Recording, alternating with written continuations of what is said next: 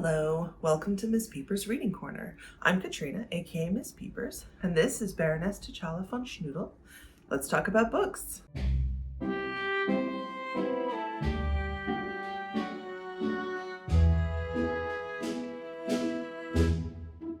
Before we get into the topic of today's video, which is an announcement, I just wanted to thank every one of you. I've had over 100 subscribers for a couple of weeks now, and that is just kind of mind-blowing to me considering I'm still in my first year of BookTube. I like to joke that I only expected 4 subscriptions, my parents, my sister, and my husband. But the fact that I have over 90 other people who are interested in listening to me talk about books is just really touching, and I very much appreciate it. And if you're watching this and you're not subscribed, I'd love it if you did, but it's okay if you don't. Just the fact that you're here watching my video, maybe leaving a comment, maybe leaving a like, that just means so much to me, and it's great for the channel. So thank you all so much for watching. Today's video is a little bit different. It's an announcement. This week, as you may know, is Banned Books Week, which is celebrated in the US every fall. The exact timing shifts with the calendar, but this year it is the last week of September. Banned Books Week also started in 1982, which happens to be the year I was born, to fight a surge in book challenges that were happening at the time.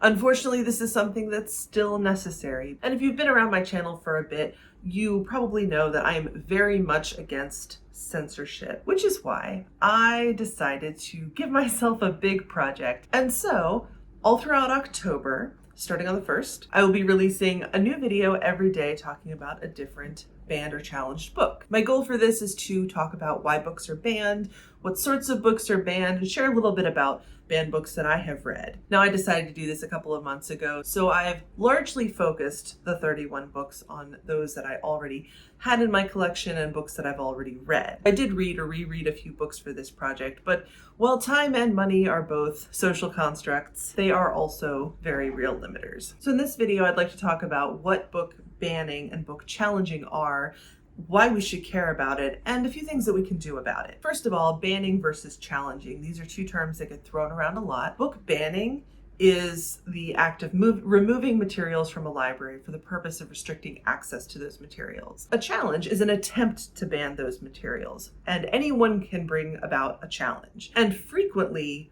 book challenges and bans target school libraries, but they can also target public libraries as well. Usually those challenges come from parents or patrons of a particular library, but it can be done by organizations as well, political groups, literally anybody. Typically, book challenges and book bans are presented as an attempt to protect children, young people from harmful materials.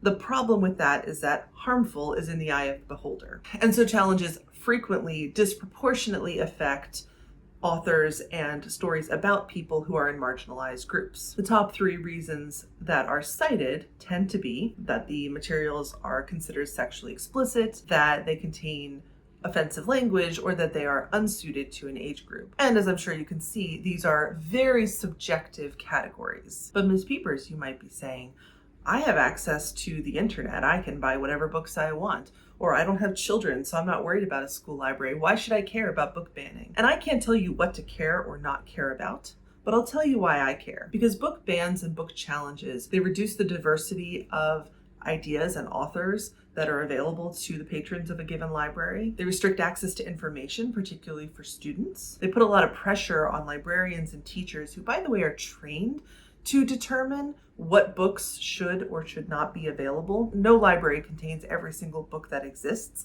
which means librarians have to make choices, and they go through training to do this. Book banning also creates an environment that invalidates the identities and the interests of any group that the challengers consider to be inappropriate or offensive.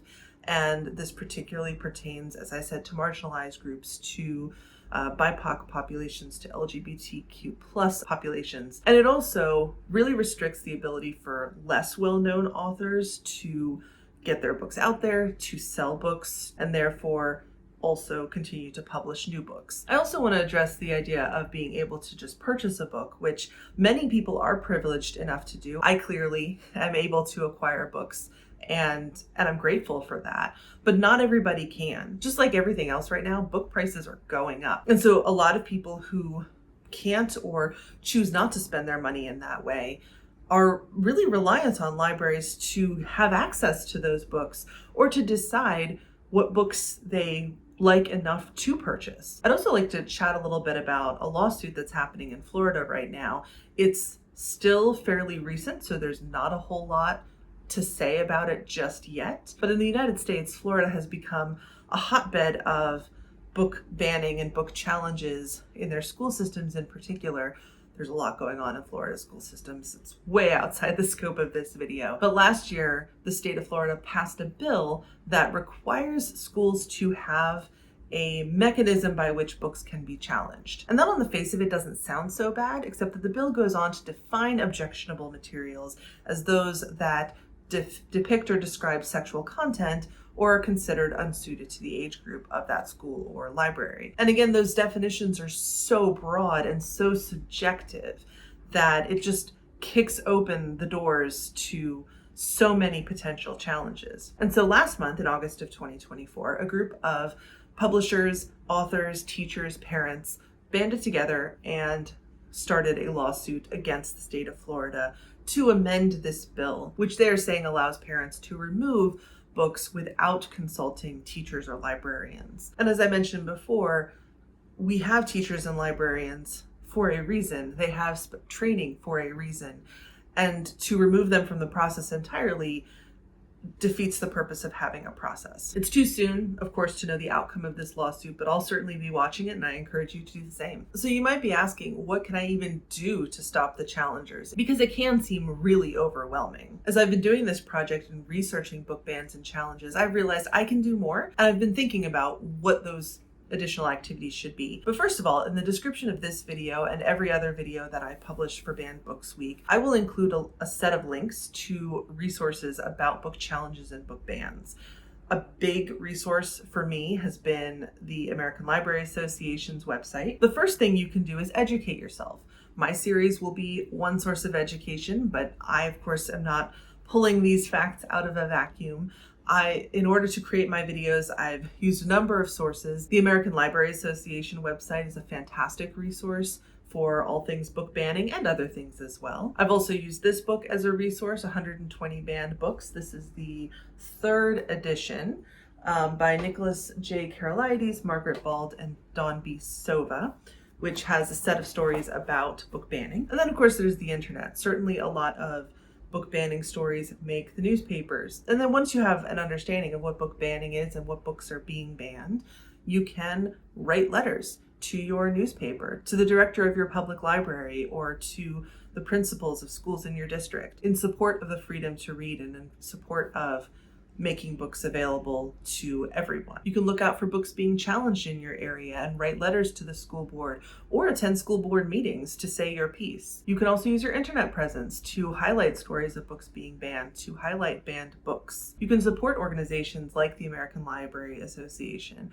with either time or money, and you can look at their sites to see what help they need. And you can share stories about book banning, like the ones I'm telling this month, and others that you find with your friends, with your family, with anyone who will listen, so that people can understand more fully what's going on and why it's important to challenge the challengers. So with all of those things in mind, I hope you're excited about this project. I certainly am. I've had a lot of fun making these videos and pulling together stories about why books are challenged.